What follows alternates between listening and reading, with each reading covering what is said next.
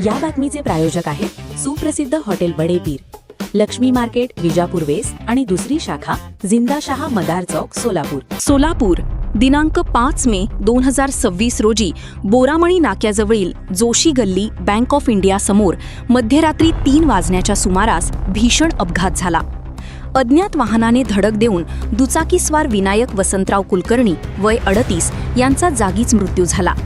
मिळालेल्या माहितीनुसार विनायक कुलकर्णी हे मोटरसायकल क्रमांक MH13 CV 0246 वरून जोशी गल्ली येथून जात असताना अज्ञात वाहनाने त्यांच्या दुचाकीला जोरदार धडक दिली।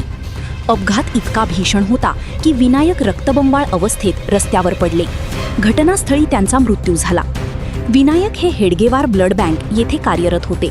रात्री रक्तपुरवठ्यासाठी ते जात असताना हा अपघात घडल्याची माहिती नातेवाईकांनी दिली। ते सिद्धेश्वर नगर, मजरेवाडी, सोलापूर येथे राहत होते। 2-3 वर्षापूर्वीच त्यांचे लग्न झाले असून त्यांना एक लहान मुलगी आहे। मयत विनायक यांच्या पश्चात आई, वडील, एक भाऊ, एक बहीण, पत्नी आणि मुलगी असा परिवार आहे।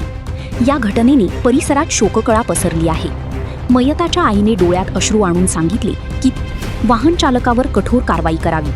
CCTV फुटेज आणि पुराव्यांच्या आधारे वाहनाचा व आरोपीचा शोध घेतला जात आहे। अधिक तपास पोलीस करत आहेत। ताज्या घडामोडीसाठी पाहत रहा लोकराज्य न्यूज मराठी।